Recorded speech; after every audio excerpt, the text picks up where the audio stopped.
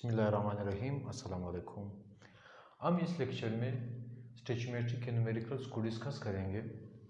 Stoichiometry के जो numericals है वो मास कन्वर्जन है। मास कन्वर्जन में हमें इस तरह के केमिकल रिएक्शन दिए जाते हैं जिसमें एक सब्सटेंस का मास दिया हुआ होता है और इसी तरह हमें दूसरे सब्सटेंस का मास कैलकुलेट करना होता है। किस तरह, लेट सपोज हमें कैल्शियम कार्बोनेट दिया जाए कि अगर इसके थर्मल डिकम्पोजिशन से कैल्शियम ऑक्साइड और CO2 प्रोड्यूस हो तो हमें बताया जाए कि कितना कैल्शियम ऑक्साइड कैल्शियम कार्बोनेट से बनेगा, इसके थर्मल डिकम्पोजिशन से बनेगा अगर इसके 200 ग्राम्स दिए गए हो। तो ये जो केमिकल रिएक्शन है ये बैलेंस क्योंकि कैल्शियम इस साइड पर 1 है, उस साइड पर भी 1 है, ऑक्सीजन इस साइड पर 3 है, उस साइड पर भी 3 है, और इसी तरह इस साइड पर एक कार्बन है, उस साइड पर इसी तरह एक कार्बन मौजूद है। अब इस रिएक्शन को सॉल्व करने के लिए हमने एक फार्मूला बनाना होगा and this formula is unknown को हम ऊपर लिखेंगे हमेशा और इसी तरह नोन को हम फिर नीचे लिखेंगे और इसी तरह गिवन के साथ मल्टीप्लाई कर लेंगे। अब इस केमिकल रिएक्शन में जो कैल्शियम ऑक्साइड है वो अननोन है, सो हमने अगर मास कन्वर्जन हो तो मोलर मास ऑफ अननोन को मालूम करेंगे और इसी तरह मोलर मास ऑफ नोन को मालूम करेंगे और इसी तरह गिवन मास के साथ इस तरह मल्टीप्लाई करेंगे। अब मोलर मास ऑफ अननोन क्या होगा? कैल्शियम ऑक्साइड चूंकि अननोन है, हम इसके मोलर मास कैलकुलेट करते हैं CaO, calcium plus oxygen. Calcium का एटॉमिक मास 40 है, ऑक्सीजन का 16 होगा। इसी तरह 56 ग्राम पर मोल हमारे पास कैल्शियम ऑक्साइड का मोलर मास आ जाएगा। अगर हमारे पास इसका मोलर मास 56 ग्राम पर मोल को हम इसके ऊपर पुट करेंगे और इसी तरह मोलर मास ऑफ नोन हमारे पास कैल्शियम कार्बोनेट है, सो कैल्शियम कार्बोनेट का मोलर मास कैलकुलेट करते हैं। Calcium plus carbon plus oxygen को 3 के साथ मल्टीप्लाई करेंगे। कैल्शियम का 40 एटॉमिक मास, कार्बन का 12, ऑक्सीजन का 3 मल्टीप्लाई बाय 16। तो इसी तरह जो आंसर हमारे पास होगा वो 100 ग्राम पर मोल आ जाएगा। अब इस 100 ग्राम पर मोल को हमने मोलर मास ऑफ नोन की जगह पुट करना होगा, सो यहाँ पर हम पुट करेंगे 100 ग्राम पर मोल। अब गिवन मास हमारे पास क्या है? वो 200 ग्राम है, 200 ग्राम। कैल्शियम कार्बोनेट क्यों हमने यहाँ पर नोन की जगह लिखा? क्योंकि इसके जो ग्राम है वो हमें दिए गए, so this is known and this is unknown. अब क्या होगा? 102 ग्राम अपनी जगह रहेगा और इसी तरह जो ग्राम फॉर्मूल होगा ग्राम फॉर्मूल के साथ कैंसिल हो जाएगा। अब 2 को अगर 56 के साथ मल्टीप्लाई किया जाए तो हमारे पास आंसर 112 ग्राम आएगा, क्योंकि सिर्फ ग्राम हमारे साथ बच गया है। इट मीन्स कि जो कैल्शियम ऑक्साइड हमारे पास बन रहा है ये 112 ग्राम होगा। 200 gram of thermal decomposition of calcium carbonate से जो कैल्शियम ऑक्साइड बनेगा दिस इज 112 ग्राम। तो नेक्स्ट जो हमारे पास न्यूमेरिकल होगा this is of mole conversion. Mole conversion में हम कंसिडर करते हैं C6 यानी ग्लूकोज को कंसिडर करते हैं H12O6 प्लस ऑक्सीजन के साथ। अगर इसका ब्रेकडाउन किया जाए या इसकी ऑक्सीडेशन की जाए तो CO2 प्लस H2O प्रोड्यूस होगा और इसी तरह अगर इस इक्वेशन को बैलेंस किया जाए 6, 6 एंड 6। अब ये जो इक्वेशन होगा ये बैलेंस्ड है। पहले हमने केमिकल रिएक्शन को बैलेंस करना होता है, फिर उसके बाद फिर हम केमिकल रिएक्शन को आसानी से या फिर हम न्यूमेरिकल्स को आसानी से कर सकते हैं।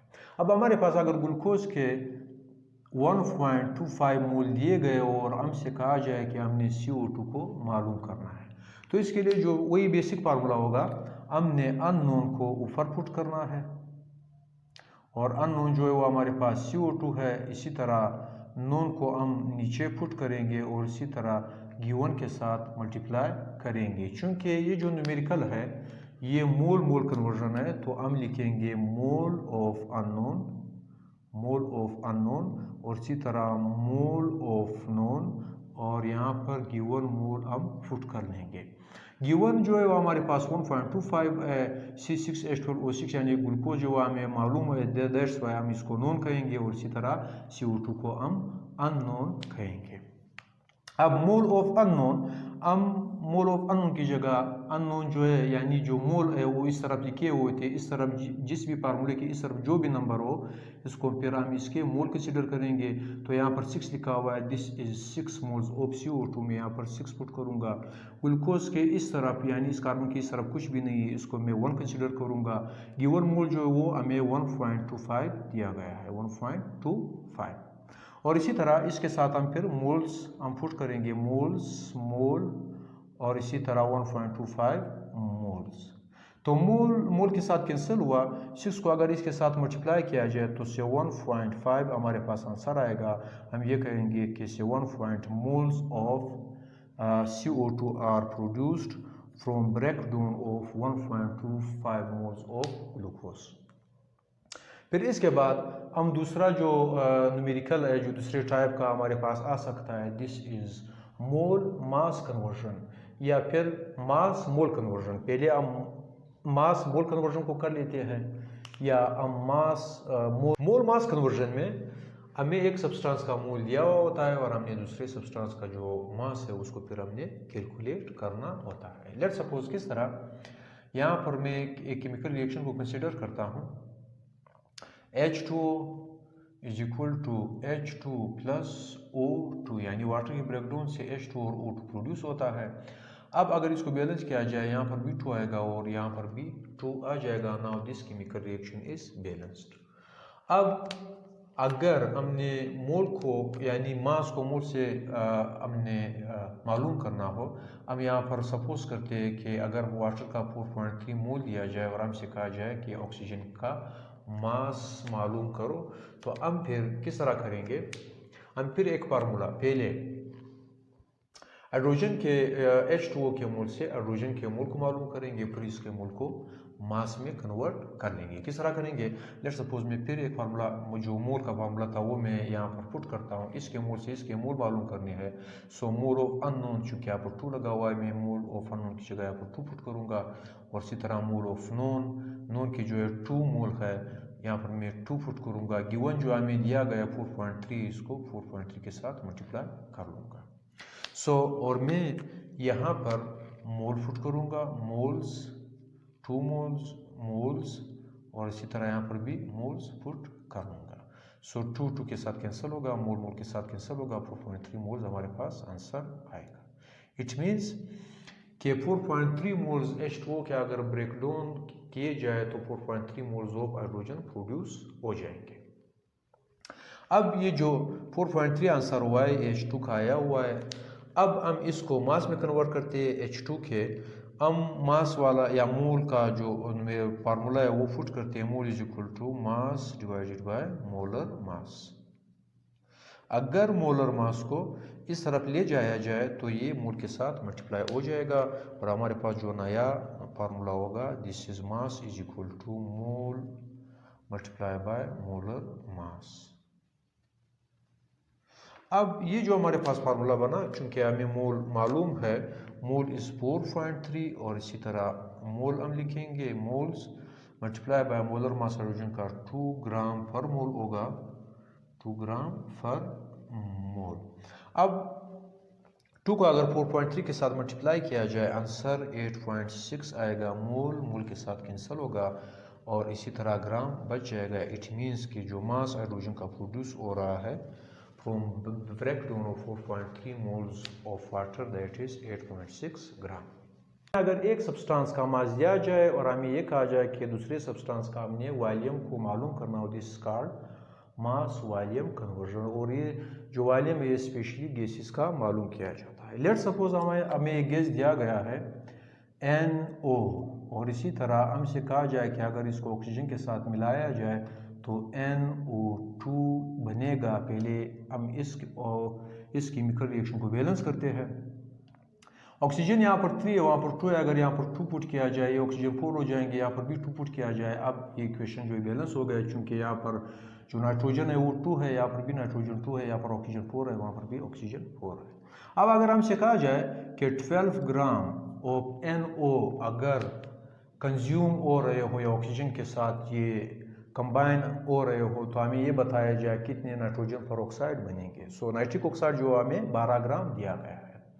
चूंकि ये मास वॉल्यूम कन्वर्जन है, पहले हम इस इक्वेशन को आसान बनाते हैं। हम इसके ग्राम से यानी नाइट्रिक ऑक्साइड के ग्राम को इसके मोल में कन्वर्ट कर लेते हैं। किस तरह कन्वर्ट करेंगे?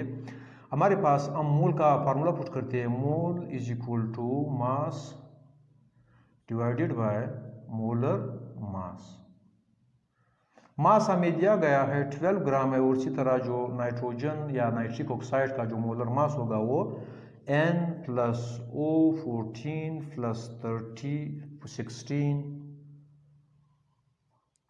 ये हमारे पास होगा 30 ग्राम पर मोल नाइट्रिक ऑक्साइड का हमारे पास मोलर मास होगा। सो हम क्या करेंगे, हम यहाँ पर 30 ग्राम पर मोल पुट करेंगे और हमें चूंकि 12 ग्राम दिया गया है, ग्राम ग्राम के साथ कैंसिल होगा और ये जो मोल होगा ये ऊपर चला जाएगा।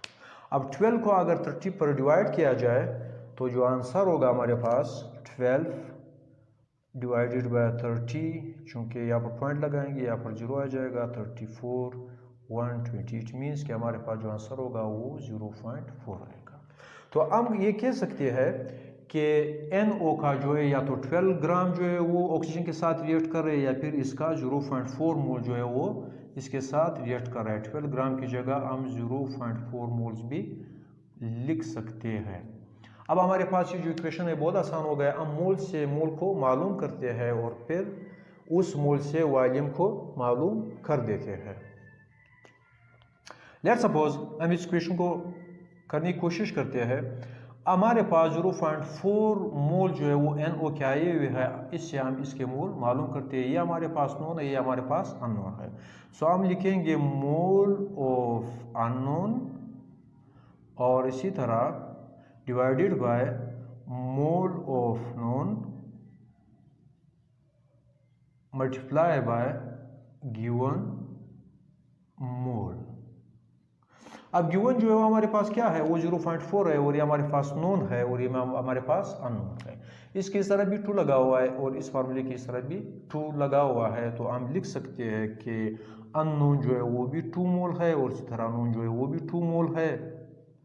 2 मोल्स मल्टीप्लाई बाय हमारे पास जो गिवन है वो 0.4 मोल दिया हुआ है। 2 से कैंसिल हो जाएगा, मोल से कैंसिल होगा, 0.4 हमारे पास आंसर होगा। इट मीन्स कि जो NO2 है इसके भी 0.4 मोल जो है वो प्रोड्यूस हो रहा है from breakdown of 0.4 moles of nitric oxide. तो हम यहाँ पर लिख सकते हैं कि नाइट्रोजन पर ऑक्साइड के जो हमारे पास मोल आए NO2 के वो कितने आए, 0.4 मोल ही आए। अब इसको वॉल्यूम में कन्वर्ट करते हैं कि यानी नाइट्रोजन पेरोक्साइड का कितना वो जो वॉल्यूम होगा वो प्रोड्यूस होगा। चूंकि ये गैस है इसीलिए हम इसको मालूम कर सकते हैं। वॉल्यूम का हम यहाँ पर फार्मूला पुट करते हैं। Volume is equal to mole multiply by molar volume. Molar volume हर गैस का 22.414 डेसीमीटर क्यूब पर मोल होगा या 22.414 लीटर पर मोल भी हम फुट कर सकते हैं। तो हम लिख सकते हैं कि वॉल्यूम इज इक्वल टू मोल, हमारे पास 0.4 मोल आया और 22.414 डेसीमीटर क्यूब पर मोल के साथ मल्टीप्लाई कर लेंगे और यहाँ पर भी हम मोल फुट करेंगे। अगर 0.4 को 0.4 को अगर 22.414 के साथ मल्टीप्लाई किया जाए 4416 14145 4416 4289 428 8.9 हमारे पास आंसर आ जाएगा। इट मीन्स कि जो NO2 का वॉल्यूम जो प्रोड्यूस हो रहा है, वॉल्यूम ऑफ NO2 का जो प्रोड्यूस हो रहा है from breakdown of 12 gram of nitric oxide वो कितना होगा, वो 8.9 होगा। यहाँ पर मोल के साथ कैंसिल होगा, डेसीमीटर क्यूब यहाँ पर नीचे आ जाएगा। डेसीमीटर क्यूब की जगह हम 8.9 लीटर्स भी लिख सकते हैं। 8.9 आप L लिख ले, दिस इज 8.9 लीटर्स। और इसी तरह अगर इस आंसर को 8.9 यानी हमारे पास जो NO2 या नाइट्रोजन पेरोक्साइड का आंसर आया हुआ है 8.9, अगर वो सेंटीमीटर क्यूब में हमसे आंसर मांगे तो आपने याद रखना है कि जो 1 डेसीमीटर क्यूब होगा ये 1 लीटर के इक्वल है, और इसी तरह जो 1 डेसीमीटर क्यूब होगा ये 100 सेंटीमीटर क्यूब के इक्वल होगा। अब अगर आपसे सेंटीमीटर क्यूब में आंसर वो मांग रहा हो तो आपने क्या करना है, 8.9 को आपने मल्टीप्लाई बाय 1000 करना है, आपके पास जो आंसर होगा वो सेंटीमीटर क्यूब में आ जाएगा।